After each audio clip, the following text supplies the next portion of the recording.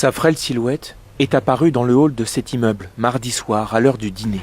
Affamée et déshydratée, la fillette âgée de 6 ans est découverte les ragards par un résident.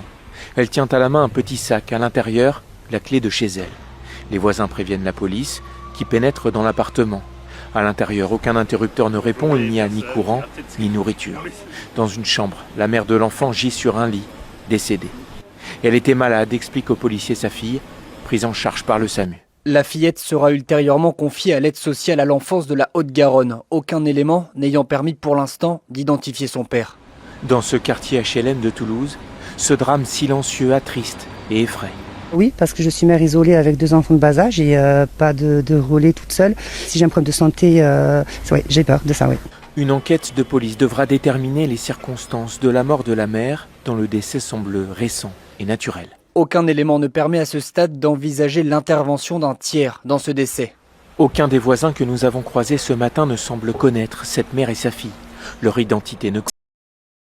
Si les noms ne correspondent pas, il vous faudra à nouveau confirmer le virement. Les APL augmentent légèrement de 1,04%. On précise que le montant des aides personnalisées au logement diffère en fonction de la situation de chaque bénéficiaire. Une nouvelle aide de 1 000 € vous sera accordée si vous achetez un véhicule électrique assemblé en Europe et doté d'une batterie européenne, un montant cumulable avec d'autres aides. Un éco-score est mis en place pour vous informer sur l'impact écologique des vêtements que vous achetez. Il s'agit d'une sorte de Nutri-Score basé notamment sur la consommation d'eau, les modes de transport utilisés pour acheminer le produit, la durabilité du vêtement. On précise cependant que cet éco-score n'est pas imposé aux marques qui ne sont donc pas obligées de l'afficher. Le prix du gaz baisse légèrement par rapport au mois de septembre. Selon les chiffres de la Commission de régulation de l'énergie, la baisse est d'environ 1,46%. Le coût des panneaux solaires photovoltaïques baisse. La TVA sur la livraison et l'installation de panneaux photovoltaïques résidentiels passe de 10 à 5,5%. Il faudra néanmoins respecter certains critères techniques et environnementaux pour en bénéficier. Le leasing social est de retour. Si vous avez des revenus modestes, vous avez potentiellement la possibilité de louer une voiture électrique pour 100 à 150 € par mois en fonction du modèle. Les contrôles pour s'assurer de la fiabilité des DPE sont renforcés. L'État estime que certains propriétaires de passoires thermiques essayaient de tricher sur leur diagnostic de performance énergétique afin d'être autorisés à louer leur logement. Désormais, les diagnostiqueurs ne pourront plus faire que 1000 DPE par an avec un QR code unique à chaque fois. L'aide MaPrimeRénov', qui sert à rénover son logement pour améliorer ses performances énergétiques, revient après plusieurs mois de suspension. Les conditions sont cependant plus restrictives qu'auparavant. Seulement 13 000 ménages très modestes pourront demander une subvention d'ici à la fin de l'année et le plafond maximum des travaux baisse de 70 000 à 40 000 €. Une aide de plusieurs centaines d'euros pourra vous être accordée pour installer la fibre optique dans certaines communes qui n'ont pas encore été totalement raccordées en fonction de vos revenus. La nouvelle tarification concernant les transports sanitaires en taxi conventionnés entre en vigueur. Cette mesure d'économie du